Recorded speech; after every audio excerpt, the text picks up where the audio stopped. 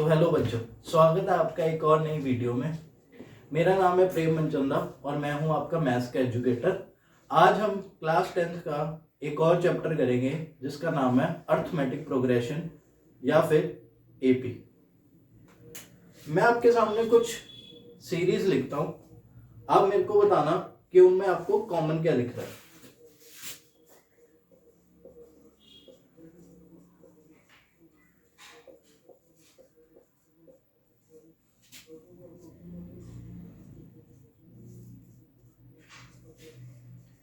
ये बच्चों कुछ हमने सीरीज लिख दी है, जैसे कि 1 2 3 4 5 या 2 4 6 8 या फिर -1 0 1 2 3 एंड सो ऑन।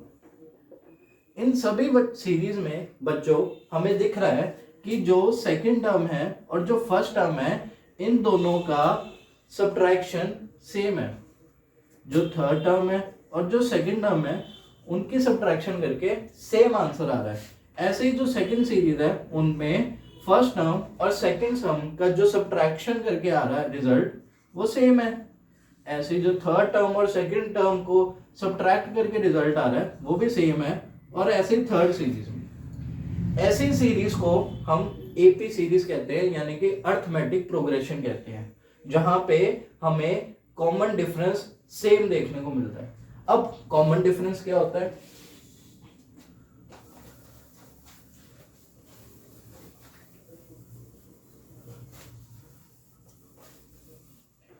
अब दिमाग में क्वेश्चन आता है कि कॉमन डिफरेंस क्या होता है। कॉमन डिफरेंस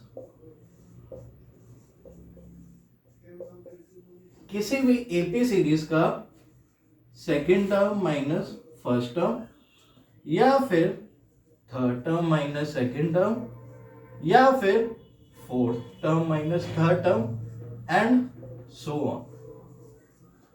ये इसका कॉमन डिफरेंस होता है जिसको हम डी से डोनेट करते हैं।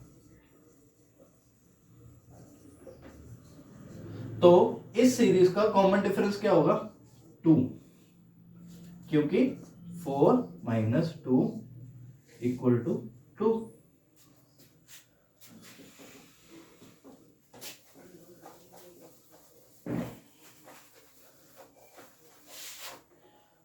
अब हम इसी सीरीज में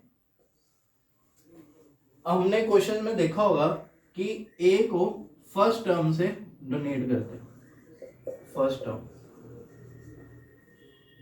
और इस सीरीज में फर्स्ट टर्म क्या है? 2। डी क्या है? वो भी 2, यानी कि 4 माइनस 2। अब मैं आपको एक क्वेश्चन देता हूं, एनसीईआरटी का क्वेश्चन है हमारी।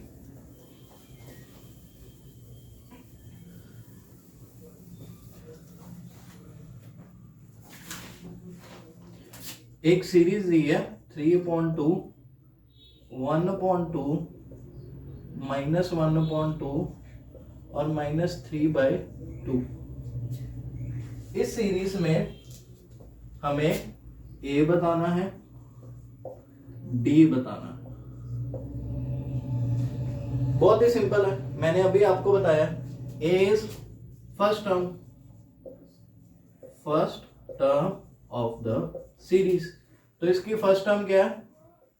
3/2। और डी क्या होता है? a2 माइनस a1, यानी कि सेकेंड टर्म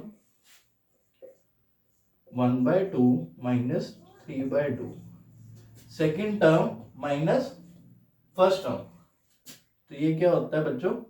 -2/2, यानी कि -1 इस टर्म का, इस सीरीज का कॉमन डिफरेंस है।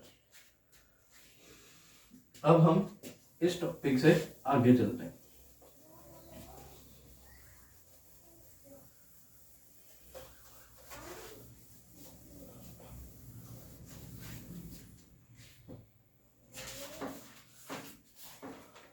आगे फर्दर हमारे पास कंसेप्ट आता है nth टर्म ऑफ एपी का। ठीक है, अब इसको समझते हैं। कोई सीरीज है 2 4 6 8 10 सो ऑन। इसमें हमें पता है A1 है 2 यानी कि फर्स्ट टर्म, जो A2 है वो होती है A1 plus D। Common difference, first term क्या है 2, कॉमन डिफरेंस क्या है 2, A2 क्या है 4, A3 क्या है A2 प्लस D। अब A2 को हम क्या लिख सकते हैं A1 प्लस D प्लस एक और D, ये वाला। तो ये क्या बन गया A1 प्लस 2D। तो ये क्या है 2 प्लस 2D का मतलब 2, ये बन गया 4 और 2 6। अब ऐसे ही हम A4 लिख सकते हैं। A4 को कैसे लिख सकते हैं A3 प्लस D।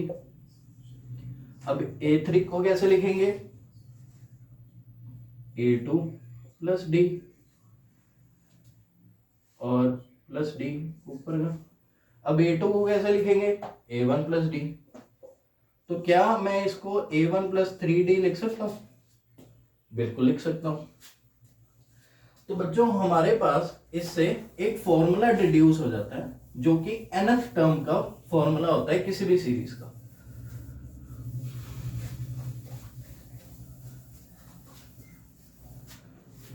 तो nth टर्म का जो फॉर्मूला आता है हमारे पास वो आता है A1 first term plus n-1 जितनी नंबर ऑफ टर्म्स है -1 इंटू डी।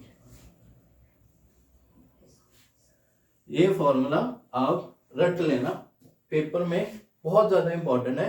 एक आधा क्वेश्चन आपके पेपर में पक्का इस फॉर्मूला के बेस पे आ जाएगा। अब हम इसके ऊपर एक एग्जांपल करके देखते हैं ताकि आपको ये कंसेप्ट अच्छे से समझ आ जाए।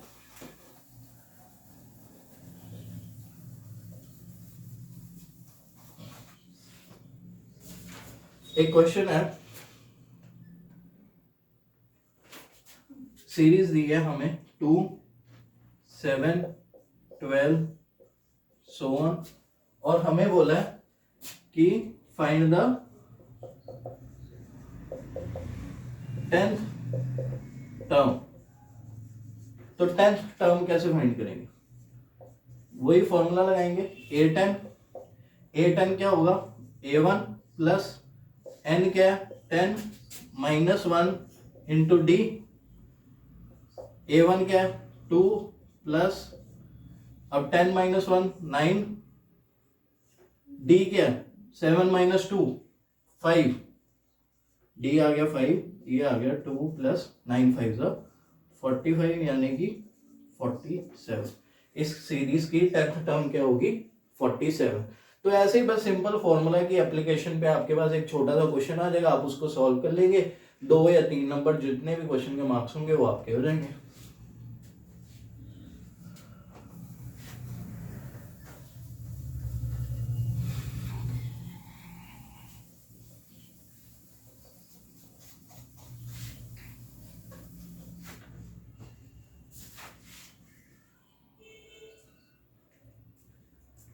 फर्दर मेरे पास एक और एग्जांपल है इसी कंसेप्ट से रिलेटेड।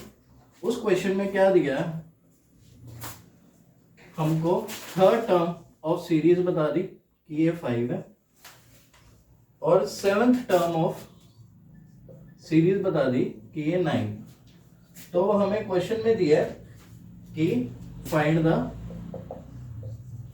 The series. सीरीज को फाइंड करना बहुत ही सिंपल काम है बच्चों, मुश्किल है ही नहीं बिल्कुल भी। अब A3 को हम कैसे लिख सकते हैं, A3 को हम लिख सकते हैं A प्लस 2D। याद करो अभी कुछ देर पहले मैंने आपको बताया n-1 इंटू डी लिख लेते हैं। ये कितना दिया 5। A7 को कैसे लिखेंगे A प्लस 6D, ठीक है, और ये है 9। इन दोनों को सब्ट्रैक्ट कर देंगे, कैंसिल हो जाएगा, -4D -4, माइनस से माइनस कैंसिल, 4 से 4 कैंसिल, D की वैल्यू आ जाएगी 1। D की वैल्यू किसी भी इक्वेशन में पुट कर देंगे, A की वैल्यू क्या आ जाएगी 2 5 ए की वैल्यू आ गई 3 आ गई। अब ए की वैल्यू 3 आ गई, डी की वैल्यू 5 आ गई, तो सीरीज कैसे हो जाएगी? डी की वैल्यू सॉरी ए की वैल्यू आ गई 3 और डी की वैल्यू आ गई 1। ए की वैल्यू 3, फर्स्ट टर्म 3, डी की वैल्यू 1, सेकेंड टर्म ए प्लस डी यानी कि +1 +1 +1 +1, ये सीरीज बन गई। ठीक है बच्चों,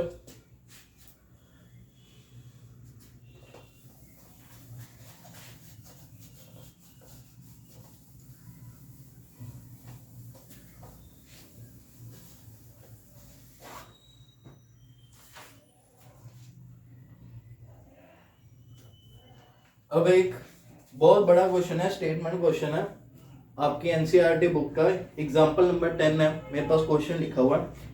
इन a flower bed there are 23 rose plants in first row. क्या कह रहा है?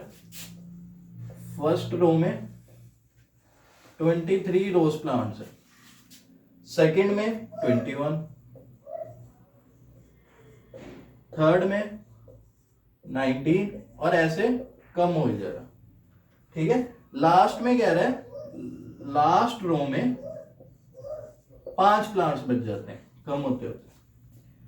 तो हमको बताना है how many rows are there in the flower bed. Basically हमें n की वैल्यू फाइंड करनी है बच्चों। पूछना है ना how many rows are there, तो ये उसने एक एपी दे दी, आपको n की वैल्यू फाइंड करनी है। कुछ भी नहीं, आप सिंपल क्वेश्चन बन जाएगा ये। 23 फर्स्ट टर्म है, second term 21, third term 19, last term 5।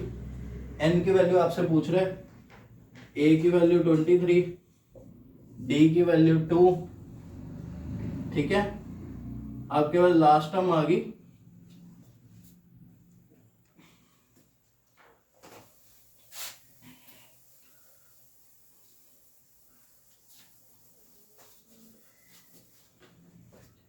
यहाँ पे लिख लेते हैं, a की वैल्यू 23, d की वैल्यू 2, लास्ट टर्म है वो है 5।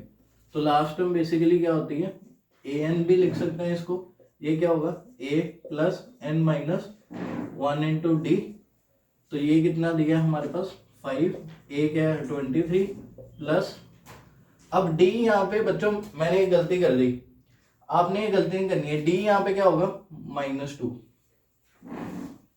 d होगा -2, क्योंकि second term minus first term -2, second term 21 है ना, फर्स्ट टर्म 23 है, तो second term minus first term -2, d -2 ध्यान से लिखना पड़ेगा, n -1 -2। ठीक है, 5 23 -2n +2, तो 2n को हम इस साइड ले जाएंगे तो ये आ जाएगा 2n, यहाँ पे 23 + 2 25, 25 में से 5 गए 20, तो n की वैल्यू आ गई 10, नंबर ऑफ रोज 10 वैल्यू आ गई।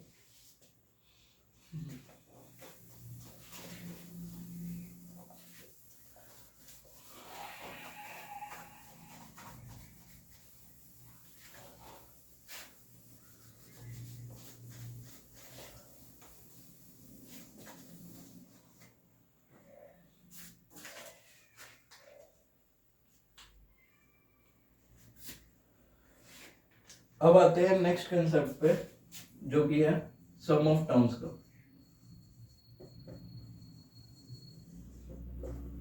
सम ऑफ टर्म्स क्या होता है एपी सीरीज का? सम ऑफ टर्म्स का फॉर्मूला होता है Sn = n/2 2a + n - 1 into D. इसकी डेरिवेशन भी है, डेरिवेशन थोड़ी सी लंबी हो जाती है, आप अगर रिक्वेस्ट करोगे तो मैं एक क्लास एक्स्ट्रा लेके इसकी डेरिवेशन करा दूंगा, बट डेरिवेशन आपके एग्जाम पॉइंट ऑफ व्यू से उतनी इंपॉर्टेंट नहीं है, लेकिन फिर भी अगर आपको करने का मन हुआ तो वो हम एक्स्ट्रा कभी किसी क्लास में कर लेंगे। आप कमेंट सेक्शन में या ईमेल पे या मेरे को अपने फ़ोन नंबर पे जो डिस्क्रिप्शन में दिया होता है उस पर मैसेज कर देना ही, तो मैं इसके लिए एक स्पेशल वीडियो बना दूंगा इसकी डेरिवेशन में कि ये फॉर्मूला आया कहाँ से। अभी के लिए आप सिर्फ इसको याद कर सकते हो कि सम ऑफ एन टर्म्स का फॉर्मूला क्या होता है। सम ऑफ एन टर्म्स का फॉर्मूला होता है Sn equal to n by 2 2a plus n minus 1 into d. अब इसके ऊपर एक क्वेश्चन देख लेंगे हम।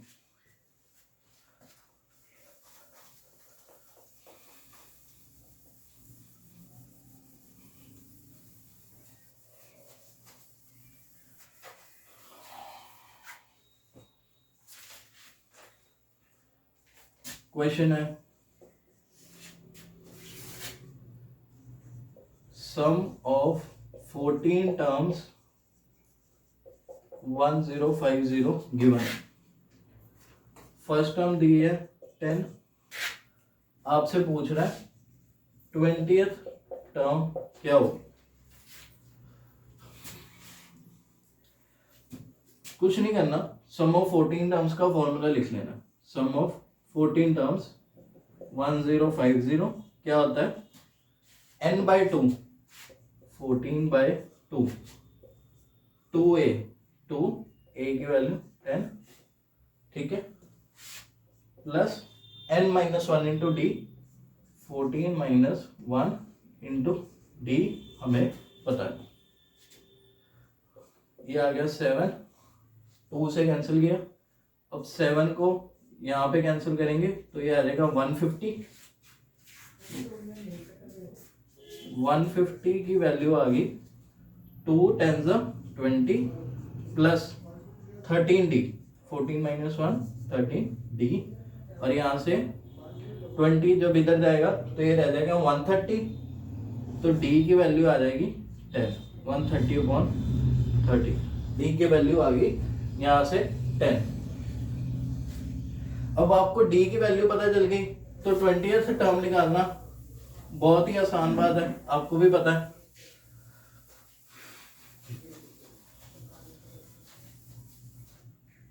Twentieth term is basically a plus n minus 1d यानी कि a प्लस 19d। तो अब हमें a गिवन था 10 19 और d की वैल्यू भी 10 आई है, तो 10 प्लस 190 तो ये आ गया 200।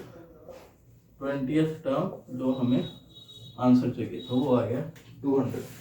तो बच्चों आज की क्लास में बस इतना ही रखते हैं। अगर आपको आज की क्लास अच्छी लगी तो प्लीज़ इस वीडियो को लाइक करिए, शेयर करिए और हमारे चैनल को ज़रूर प्लीज़ सब्सक्राइब करिए।